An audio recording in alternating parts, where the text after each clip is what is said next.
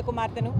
ఈరోజు నెల్లూరు నగరంలోని 5వ వార్డులో ఇక్కడున్న టీడీపీ కార్యకర్తలందరితోనూ అలాగే మన స్నేహితులతోనూ కలిసి ఇంటింటికి వెళ్ళి ప్రచారం చేయడం అన్నది జరుగుతోంది.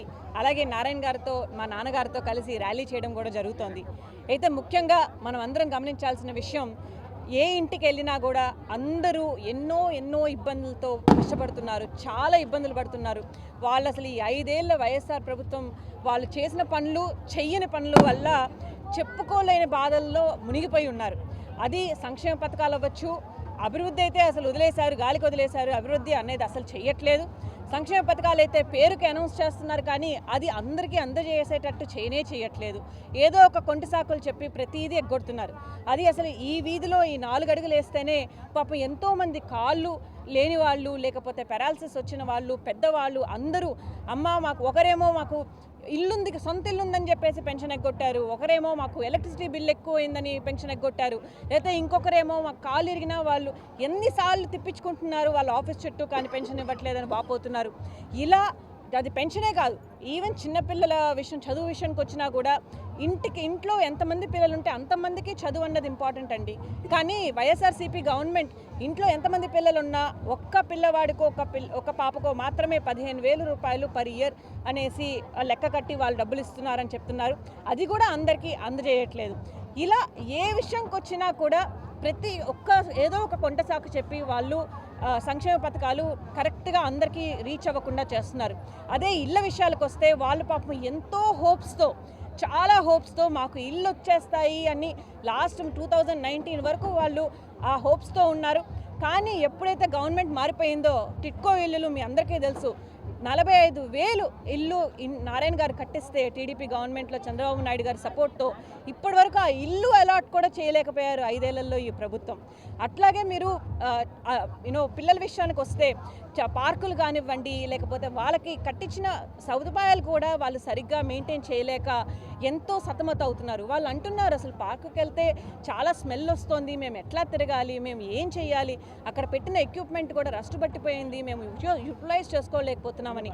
అదే చంద్రబాబు నాయుడు గారిని చూడండి, ఆల్రెడీ తన మేనిఫెస్టోలో ప్రతి ఒక్క పాయింట్ ఏదైతే వీళ్ళు చేస్తున్న పథకాలలో లూప్ హోల్స్ ఉన్నాయో అవన్నీ బాగా స్టడీ చేసి తను ఆల్రెడీ కౌంటర్ పాయింట్స్ రెడీ చేశారు.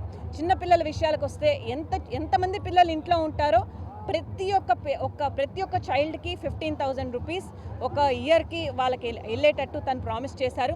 అది వాళ్ళ చదువుకి మాత్రమే. అలాగే పెద్దవాళ్ళకు వస్తే పెన్షన్లు ఇప్పుడు ప్రభుత్వం ఇచ్చినట్టు 3,000 కాదు, 4,000 వరకు అవసరం అవుతుంది అని 4,000 వరకు ఇస్తాము అని డిక్లేర్ చేశారు.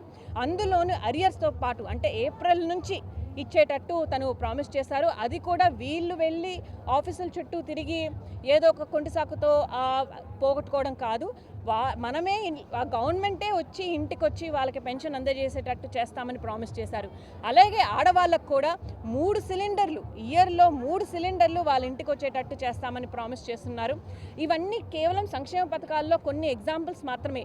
అదే కాకుండా అభివృద్ధి పరానికి వస్తే మీకు తెలుసు, 2014 నుంచి 19 వరకు ఆల్రెడీ నారాయణ గారు నెల్లూరు నుంచి ఎమ్మెల్యే కాకపోయినా ఆయన ఎన్ని అభివృద్ధి పథకాలు తను ఇంట్రడ్యూస్ చేశారో, అది టిట్కో ఇల్లులు కట్టడం కానివ్వండి, లేకపోతే అండర్ గ్రౌండ్ డ్రైనేజ్ కానివ్వండి. మీరు ఈ వార్డులో చూస్తే డ్రైనేజ్ అంతా బయటే పారుతుంది, దానివల్ల ఇక్కడ ఉన్న ప్రజలందరూ దోమలతో సతమతమవుతున్నారు. చాలామంది మేము హాస్పిటల్లో కూడా జాయిన్ అవ్వాల్సి వచ్చిందమ్మా అని వాళ్ళు వాపోతున్నారు.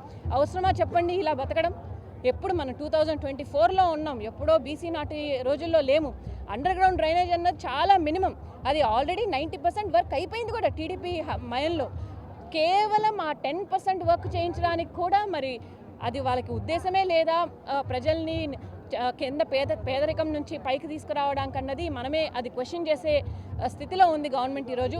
అండర్ గ్రౌండ్ డ్రైనేజ్ కానివ్వండి, అలాగే త్రాగునీటి సరఫరా కానివ్వండి, లేదా షాదీ మంజిల్ అనే ఒక మంచి ప్రాజెక్ట్ని కట్టించడం కానివ్వండి, ఇలా అలాగే మటన్ మార్కెట్స్ కానివ్వండి, ఇలా ఏ అభివృద్ధి పథకాలు తీసుకున్నా కూడా ఆల్రెడీ 14 నుంచి 19 వరకు నారాయణ గారు చేశారు. అవన్నీ కంప్లీట్ చేసేటట్టు ప్లస్ అవన్నీ సరిగ్గా మెయింటైన్ చేసేటట్టు తను ప్రభుత్వం ఫామ్ అయిన వెంటనే చేస్తారు. ఇంకా ఎన్నో అభివృద్ధి పనులు చేసి ఇప్పుడు ఇక్కడ ఉన్న యువతకి ఎవరైతే జాబ్స్ లేక సఫర్ అవుతున్నారో వాళ్ళందరికీ జాబ్స్ వచ్చేటట్టు, అలాగే ఎవరైతే బిజినెస్ చేసుకుంటున్నారో మంచిగా హార్డ్ వర్క్ చేస్తున్నారో వాళ్ళందరికీ సిన్సియర్గా హార్డ్ వర్క్ చేస్తూ ఉంటే వాళ్ళకి కావాల్సిన సపోర్ట్ లా అండ్ ఆర్డర్తో పాటు మిగతా సపోర్ట్ సిస్టమ్ కూడా వచ్చేటట్టు ఆయన చేస్తారని నేను ఎంతో నమ్ముతున్నాను. ఇక్కడ ప్రజలు కూడా నమ్ముతున్నారు. మే 13th ఎలక్షన్స్ జరగబోతున్నాయి. డెఫినెట్గా హై మెజారిటీతో నారాయణ గారు అలాగే వేమిరెడ్డి ప్రభాకర్ రెడ్డి గారు ఇద్దరు నెల్లూరు నుంచి గెలుస్తారు.